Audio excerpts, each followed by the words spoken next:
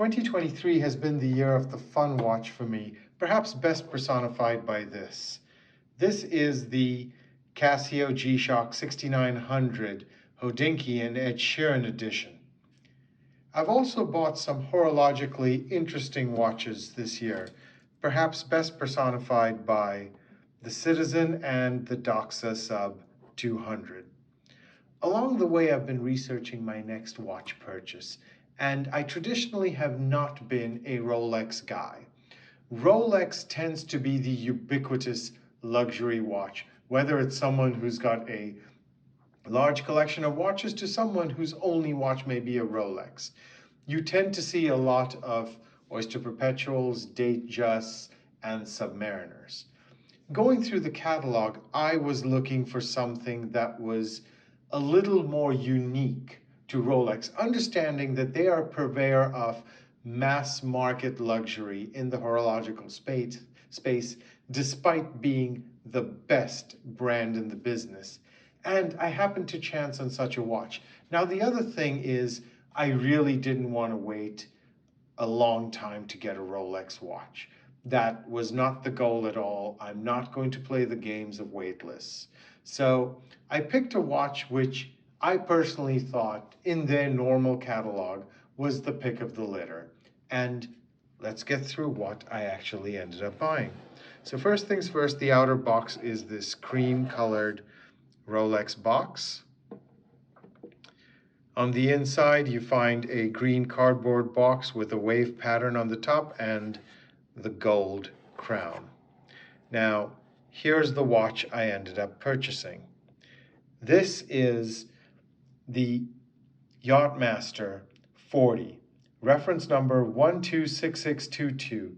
This watch features a stainless steel construction, but a platinum bezel. And as the authorized dealer's representatives told me, the whole bezel is actually a block of platinum.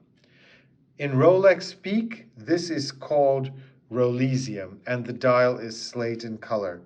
As you can see, as I move it away from the light slightly, you can tell the contrast between the dial and the bezel.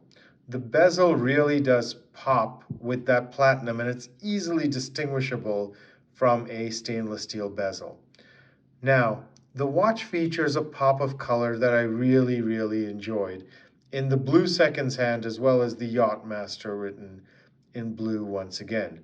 Now, this watch is a superlative chronometer, and it says it's been officially certified, perhaps by Rolex. Now, this watch is not a true dive watch in that it has a bidirectional bezel or a bezel that you can move in either direction. This is a timing bezel where you need to be able to gauge the elapsed time as quickly as possible, as opposed to a dive bezel, which is unidirectional and which is there for the diver's safety so they don't accidentally bump this bezel. I am a diver myself, and most divers use professional equipment, and truth be known, I use my beloved Casio Duro as a backup on dives.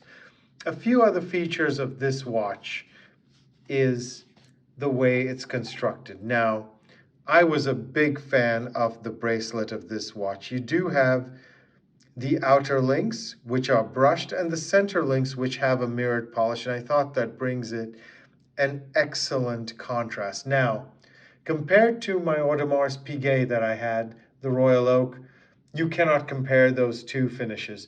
Audemars Piguet is at a different level. However, I will say this is better than most brands in the luxury space. The watch also features a date wheel with the Cyclops. It works well for this watch. I'm not a huge fan of the Cyclops. However, if you're getting a Rolex, all but the Deep Sea, you're going to be stuck with the Cyclops. Now, the watch also features crown guards here. I'm traditionally not a big crown guard guy, but as you can tell, these crown guards are pretty unobtrusive when it comes to the dial position. The back of the watch is completely plain. There is absolutely nothing on it, and I kind of like that aesthetic. I know Rolex is going towards more of a display case back on some of their higher end platinum and white gold watches. To me, I look at the front of the watch most of the time and not the back of the watch. Now, it's got a Submariner style clasp in here, which has two actions. The first part of it, you have to release it and then open it up. It also features micro adjustment in here that allows you to adjust this watch on the fly. Now, I'm going to try this 40mm watch on, and I'll tell you why I decided this was the pick of the litter. Now, Rolex is known for its professional watches, so I wanted to get a professional watch from Rolex. But I didn't want something that was, as I said earlier, ubiquitous. I wanted to get something that was off the beaten path, that you had to look twice to understand what it was.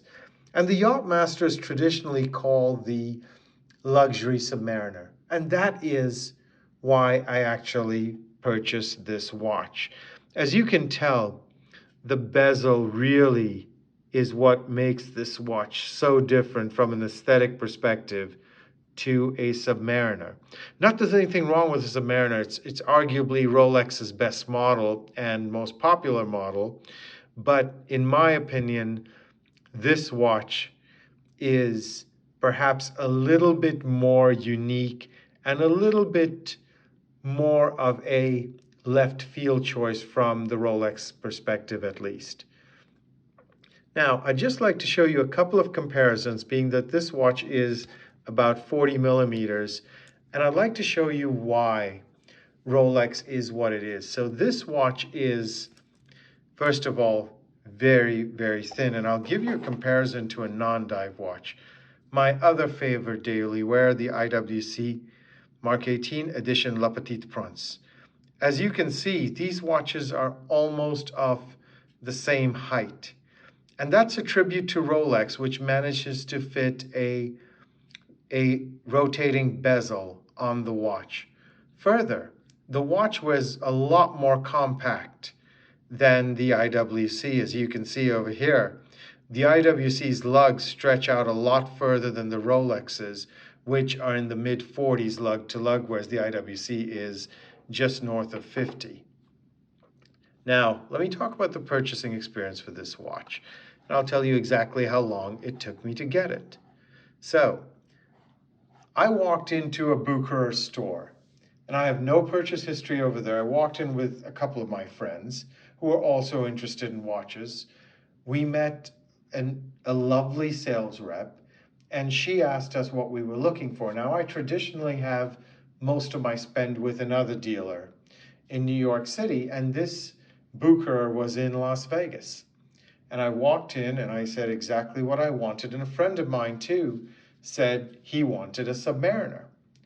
Within a couple of weeks, the sales rep called him up, said, listen, I have a Submariner, should you want it? And a week later, she called me up saying, I have the Yachtmaster, should you want it? In the interim, another friend of mine had been there with me, and she had another Yachtmaster, this one with the blue dial, that he liked. So he picked it up. So it's probably been about 3 weeks from the time I decided I want this watch to picking it up, which perhaps tells us one of two things. One is the Rolex supply is increasing, or number two, which I probably believe even more, that given the prices on the secondary market of Rolex have come down, we've seen a lot of the resellers or flippers exit the market. So to us who enjoy watches and enjoy the joy of wearing something on our wrists, this is probably a good time. Now, I have to be honest with you. I spoke to her about different watches in the Rolex range as she was educating me on it. She said things like the celebration dials are very hard to get. She said the Daytonas are very hard to get. The GMT Batgirls are perhaps a 9-month wait, but from people having to wait years for watches, it's now down literally for a model like this, which is not a hype model, but at the very same time, it's still a professional model. It's down to a couple of weeks if you go into the right store and ask them for the watch. So as we get done with this review, I just want to show you a few more things that come with this Rolex watch. The first thing is it does come with the international warranty card, and it comes with the booklet on the Yachtmaster at the same time. So there it is, my first Rolex. I really am going to enjoy this watch. This watch straddles the line between my daily wearer, my IWC Mark 18 edition Le Petit Prince, and my Patek Philippe Calatrava, which is the height of a formal watch. I'm not sure whether this watch or the IWC is going to get more wrist time. My gut feeling tells me it's going to be this watch, just because of the wearability of the watch and the thinness of the watch.